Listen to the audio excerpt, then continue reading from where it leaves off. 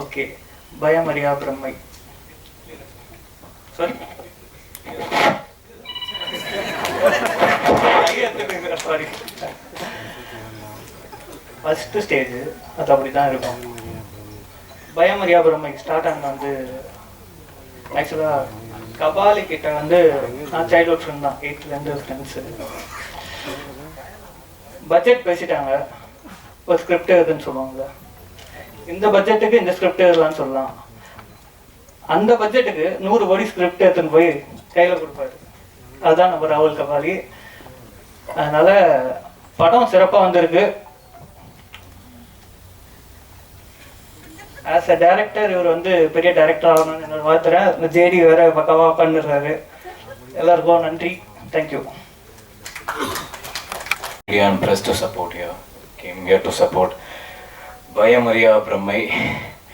இந்த படம் பற்றி நிறைய சொல்லலாம். ஏன்னா 2022 இந்த படம் ஃபினிஷ் பண்ணோம். அதுக்கப்புறம் ரொம்ப ஸ்ட்ரகிளுக்கு அப்புறம் இந்த படம் ஜேடி ப்ரோ ஆகட்டும், ராகுல் அண்ணா ஆகட்டும், அந்த டீமே இது வரைக்கும் நான் பார்க்காத டீம். நான் அவ்வளோ பெரிய ஆள் இல்லை, அப்படி சொல்லக்கூடாது, இல்லை சிம்பிளாக சொல்கிறேன். இது வரைக்கும் நான் பண்ண படத்தில் ஒரு புது எக்ஸ்பீரியன்ஸாக இருந்தது. ஏன்னா அவங்க எடுக்கிற சினிமாட்டோகிராஃபி ஆங்கிளாக இருக்கட்டும், ராகுல் அண்ணா சொல்கிற ஒரு டிஃப்ரெண்ட்டாக ஒரு ஸ்டோரி டெல்லிங் ஆகட்டும், கொஞ்சம் நடிக்கும் போதே எனக்கு கொஞ்சம் நர்வஸாக இருந்தது. எப்படி நம்ம பண்ண போகிறோம், இது கரெக்டாக வருமா, இல்லை நம்மளுக்கு கரெக்டாக நம்ம நடிக்க தெரியுமா, நம்ம அவ்வளோவா நடிக்க தெரியாது. ஸோ கொஞ்சம் கஷ்டப்பட்டேன். அதுக்கப்புறம் ராகுல் நான் நல்லா முடியும்டா அப்படின்னு சொல்லி அவங்க டேரக்டர் மாதிரி அவங்க பழகலை. எல்லாமே ஒரு ஃபேமிலி, எப்பவுமே ஒரு ஃப்ரெண்ட்ஸ் எப்படி இருப்பாங்களோ அது மாதிரி நான் ஒரு சின்ன தம்பி மாதிரி பார்த்து தான் எல்லா விஷயத்துலையும் இது நீ பண்ண, இது நீ இப்படி பண்ணலாம், இன்னும் கொஞ்சம் இப்படி நீ மாற்றலாம் அப்படின்னு சொல்லி நிறைய விஷயத்தில் ஹெல்ப் பண்ணாங்க.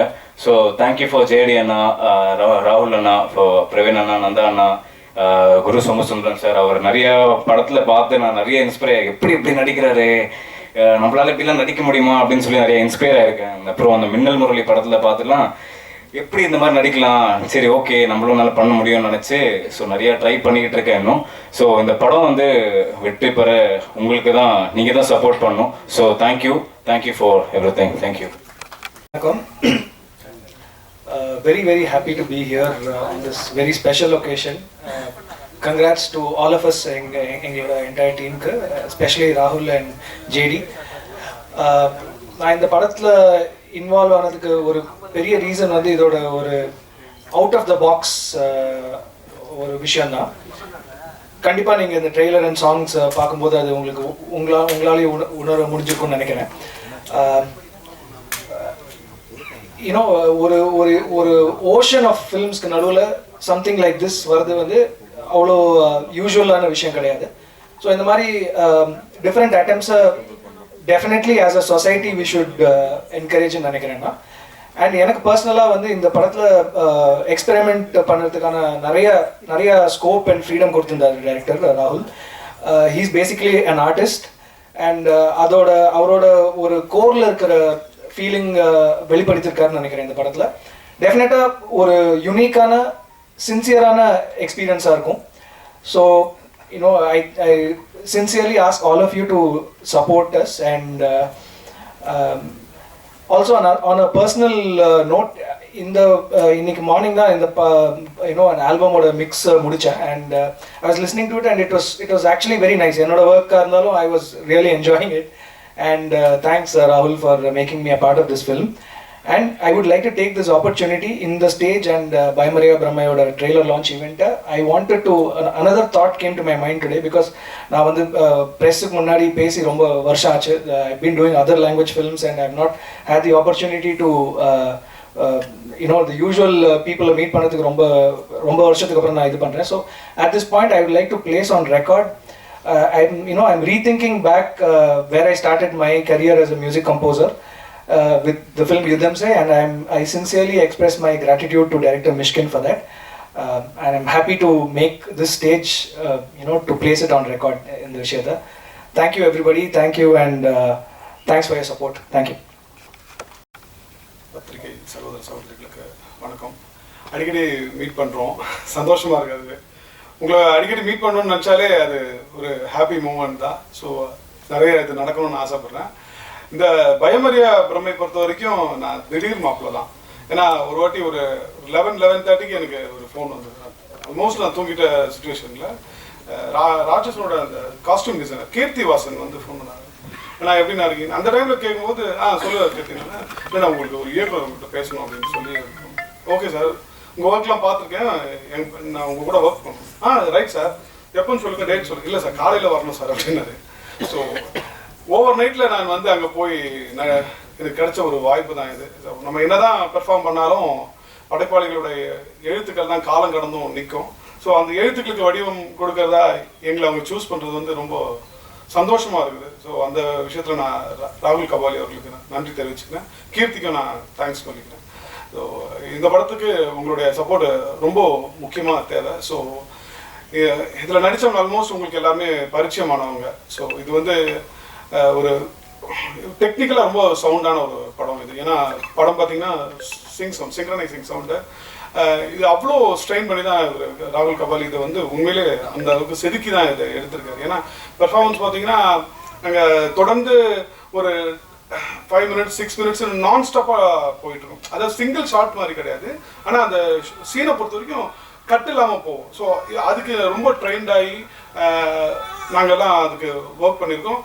இந்த ஸ்டேஜ் வரைக்கும் கொண்டு வரதுக்கு ராகுல் கபாலி அண்ட் ஜேடி ஜெகதீஷ் எல்லாருமே மிகப்பெரிய கடுமையான ஒரு போராட்டங்களை சந்திச்சிருக்காங்க. ஸோ இந்த டீம் மெம்பர்ஸ் குரு அண்ணன், ஹரிஷ் உத்தமன், இவங்க கூட ஒர்க் பண்ணது. ஏன்னா நான் படம் பண்ணும்போது இவங்கெல்லாம் இருக்காங்கன்னு எனக்கு தெரியாது. நான் என்னோட போர்ஷன் நான் ஜான் விஜய் சார் கூட மட்டும் தான் நடித்தேன். அதுக்கப்புறம் தான் டீசர் பார்க்கும்போது தான் இவங்கெல்லாம் இருக்காங்க அப்படின்றது ரொம்ப சந்தோஷமா இருக்கு. Please support us. தேங்க்யூ. ஒரு ஃபேமிலி தான், அங்கே ஒரு ஃபேமிலி வந்திருக்கு, எங்கள் ஃபேமிலி. ஸோ கொஞ்சம் நீ சொல்லணுமா?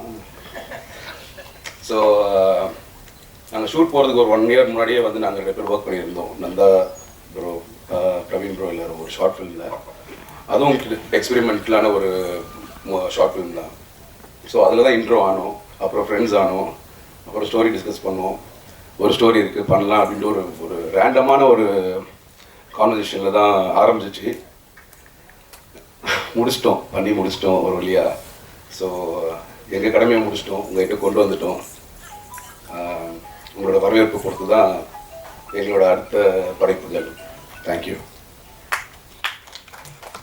ரொம்ப சந்தோஷமா இருக்கு. ரொம்ப நாளைக்கு அப்புறம், அதாவது கிட்டத்தட்ட ஒரு 1.5 years 2 yearsக்கு அப்புறமா எனக்கு இப்படி ஒரு மேடை. ஏன்னா கேங்ஸ் ஆஃப் மெட்ராஸ், இரவில் நிலையில் அதுக்கப்புறம் ஓடிடி வந்துடுச்சு. ஸோ ஓடிடியில் தான் பண்ண வேண்டியதாக போச்சு. அதுக்கப்புறமா ரொம்ப நாளைக்கு அப்புறமா தியேட்டரில் ரிலீஸ் ஆகக்கூடிய படம் வந்து இதுதான். சந்தோஷமாக இருக்குது. அவங்க எல்லாரையும் பார்த்தோன்னா கொஞ்சம் பதட்டமாகவும் இருக்குது. இந்த படத்தை பற்றி சொல்லணும்னா இது எனக்கு பெரிய எக்ஸ்பெரிமெண்ட்டுன்னு தான் நான் சொல்லுவேன். பிகாஸ் மற்ற படங்கள்லாம் வந்து கூப்பிட்டு கதை சொல்லி இதுதான் அவங்க கேரக்டர் அப்படின்னு டைம் கொடுப்பாங்க அண்ட் நிறைய விஷயங்கள் நம்மளுக்கு எக்ஸ்பிளைன் பண்ணுவாங்க. இங்கே அதெல்லாம் கிடையவே கிடையாது. முதல் நாள் கால் பண்ணார், இதுதான் கேரக்டர், உங்களுக்கு பிடிச்சிருக்கான்னு சொன்னார். எனக்கு பிடிச்சிருக்குன்னு சொன்னேன். நெக்ஸ்ட் டே போய் அதை நடிச்சு கொடுத்துட்டு வந்துட்டேன்.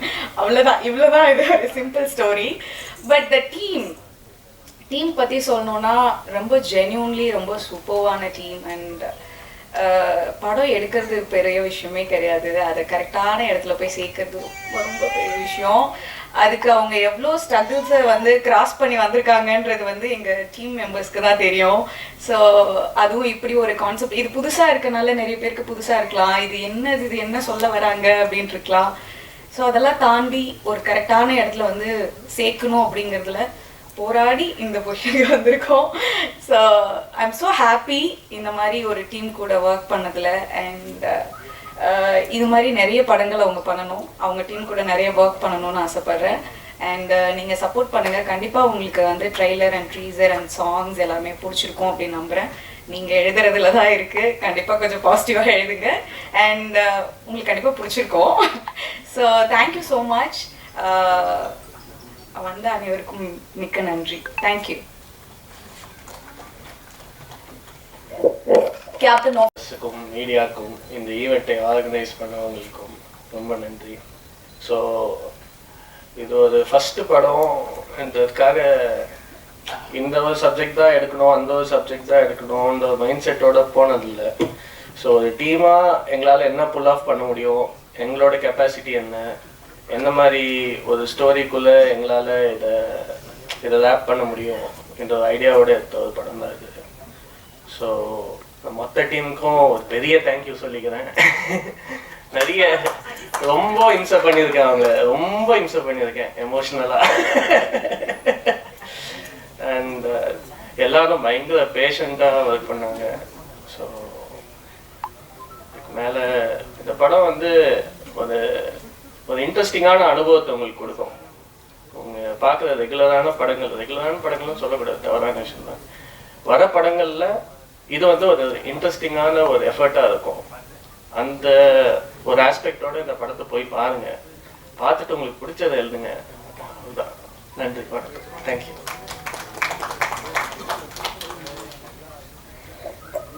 சிலரோட நடிப்பை பார்க்கும்போது ச்சே எப்படிப்பா இப்படி நடிச்சிருக்காங்க அப்படின்னு நினைக்க தோணும்.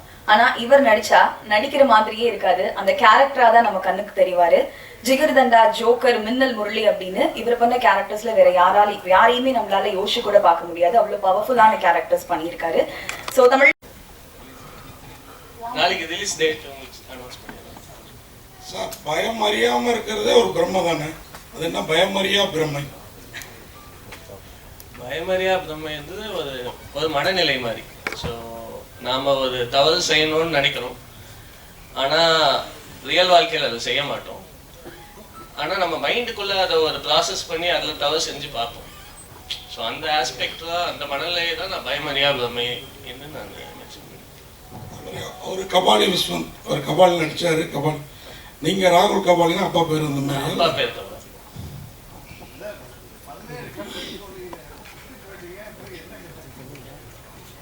நானு அது ஒரு பெரிய கதை. ஒன்னும் கத்துக்காதனாலதான் படம் எடுக்க வந்திருக்கிறான்னு நினைக்கிறேன். அப்படியெல்லாம் ஒன்றும் இல்ல, ஒரு பெரிய கதை. நான் ஆக்சுவலா இந்த ஜேர்னி வந்து மோஸ்டா நான் ஒரு ஆர்கிடெக்ட்ல இருந்து ஒரு ஆர்டிஸ்டா மாற ஜேர்னி தான் இந்த 4 வருஷம். நான் ஆர்கிடெக்சர் குவிட் பண்ணிட்டு டிராவல் பண்ண ஆரம்பிச்சேன். போன எல்லா இடத்துலையுமே நான் பண்ற பெயிண்டிங்ஸ் இல்லை நான் வரைகிற ஸ்கெச்சஸ் இதுதான் சோறு போட்டுச்சு 4 வருஷத்துக்கு. ஸோ கன்சிஸ்டண்ட்டாக ஒரு ஆர்ட் ஒர்க் மேலே ட்ராவல் பண்ணி இந்த ஒவ்வொரு கண்ட்ரீஸ்க்கான வீசாஸு, அந்த விஷயங்கள், காசு, இந்த விஷயங்கள் எல்லாத்தையும் ஃபுல்ஃபில் பண்ணிட்டு. ஸோ ஒரு பாயிண்ட்டுக்கு மேலே இந்த வேர்ல்டுக்கு நான் யார், இந்த ஒரு கொஷின் வந்து ஒரு இன்னொரு கொஷின் இருக்கும் இல்லைங்களா, நாம் யார் இந்த உலகத்துக்கு. என்னை பொறுத்த வரைக்கும் நான் ஒரு ஹானஸ்டான ஆர்டிஸ்ட், அந்த விஷயத்தை நான் உணர்ந்தேன்.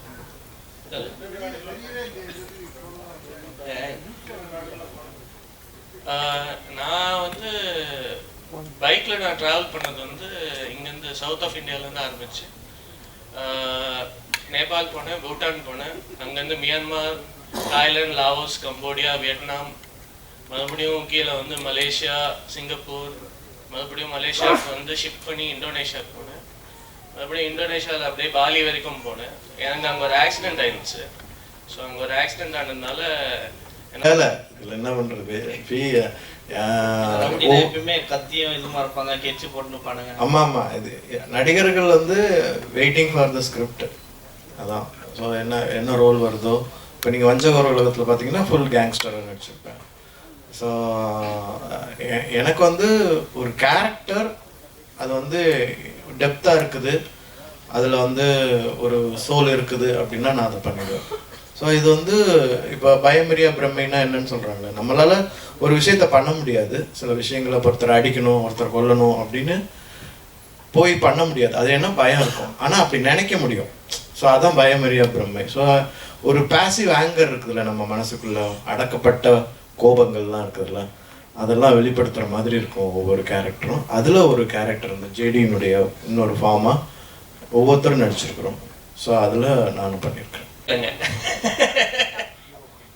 என்ன காரணம், ஏதாவது முக்கியமா? ஏன்னா இப்போ வர படங்கள்ல ஒரே மாதிரி படம் பண்ண முடியாது. ஆக்சுவலாக எனக்கு வந்து இப்போ அது மாதிரி பண்ணணும்னு விருப்பம் இருக்குது. ஒரே மாதிரி கதைகள், ஜோக்கர் மாதிரி அந்த போராட்ட களம். நான் ஒரு ஆர்டிஸ்ட், நான் வந்து போராளி கிடையாது. ஸோ எனக்கு அதே மாதிரி கதைகள் பண்ணுறதுல இஷ்டம் இல்லைதான். நான் அதனால தான் அந்த மாதிரி கதைகளை சூஸ் பண்ணல. ஆமாம், வந்ததுன்னா அது அதில் இன்னும் நல்ல ஸ்கிரிப்ட் வேல்யூ நல்லா இருந்ததுன்னா பண்ணியிருப்பேன். பட் அதே பேட்டர்னில் இருக்கும்போது நான் அதை பண்ண விரும்பல. அது காரணம் என்னென்னா, நான் ஒரு 10 ஆண்டுகள் வந்து ஒரு நாடகத்துறையில் இருந்திருக்கேன், கூத்துக்கட்டுறையில். நிறைய விஷயங்கள் கற்றுட்டு இருக்கும்போது நான் ஏன் ஒரு வடை மட்டுமே போடணும், எனக்கு பூரி, பொங்கல், பிரியாணி எல்லாம் பண்ண தெரியும். ஸோ அதையும் சேர்த்து பண்ணலாமேன்னு வெயிட் பண்ணுறேன். தேங்க்யூ. அது நீங்கள் தான் சொல்லணும். சார், இது கமர்ஷியல் படமா ஆர்ட் படமா? கமர்ஷியலாக ஆர்ட் கலந்து படம் இல்லை, இது பாமர மக்களுக்கு போய் சேரும். பாமர மக்கள் போய் பார்த்தாங்கன்னா அவங்களுக்கு கண்டிப்பாக ஒரு இன்ட்ரெஸ்டிங்கான அனுபவத்தை கொடுக்கும். ஸோ நாம் இப்போவே பிரிக்க ஆரம்பிச்சிட்டோம்னா இது பெயிண்டிங் மாரி இருக்காது, அதனால கீழே வரையும் போய் சேருமா? பெயிண்டிங்கை பாமர மக்கள் பார்க்க மாட்டாங்கன்னு நினைக்கிறீங்களா நீங்கள்? ரசிகர்கள் இருக்காங்க, அதுக்கான அதுக்குன்னு ஒரு இப்பெல்லாம் பாமர மக்கள்லாம் இல்லைங்க. இல்லை, பாமர மக்களுக்கு எல்லா அறிவு, பாமர மக்கள்னா அவங்களுக்கு எதுவுமே தெரியாதுங்கிற உணர்வை நம்ம அதுலேருந்து மாற்றிக்கலாம். அது மாறிட்டு இருக்குது. இல்லை, அது மாறிட்டு இருக்குது. அதுக்கு நாமளும் கொஞ்சம் ஒத்துழைப்பு செய்யணும். இந்த மாதிரி படங்களை வந்து வர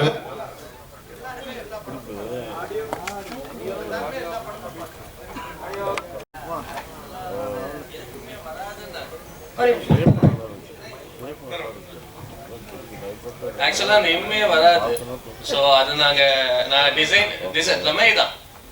அது வந்து டிசைனுக்காகவும் அதில் ஒரு ஆஸ்பெக்ட் இருக்கு, அது நீங்கள் படம் பார்க்கும்போது உங்களுக்கு தெரியும். ஸோ அதுக்காக வச்சிருக்கேன். தேங்க்யூ. சொல்லுங்க.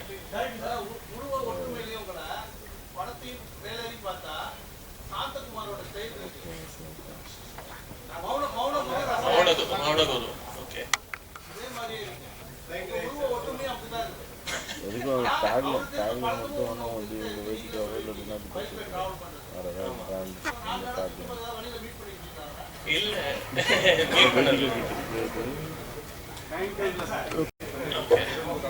நாம வந்து இது வந்து ஒரு தீசிஸ் மாதிரி ஒரு பர்டிகுலர் சப்ஜெக்ட், ஒரு ஐடியாவை தான் டிஸ்கஸ் பண்ணியிருக்கோம் படம் ஃபுல்லாக. எது கரெக்டு, எது தவறு, இந்த ஒரு ஆஸ்பெக்ட் ஒன்று இருக்கும். அந்த ஒரு ஆஸ்பெக்டுக்குள்ள போகிற ஒரு கான்வர்சேஷன் தான் இந்த ஒரு படம். இது வந்து என்ன மாதிரி தாக்கத்தை உருவாக்கும்னா, நீங்கள் பார்க்கும் போது இல்லைன்னா மக்கள் அந்த படங்களை போய் பார்க்கும்போது ஏதோ ஒன்று வித்தியாசமாக பார்த்தோம்டா அந்த ஒரு ஃபீலிங் உருவாக்கும். அதுக்கான எடுத்த படம். தேங்க்யூ. குரூப் ஃபோட்டோக்கான டைம். ஸோ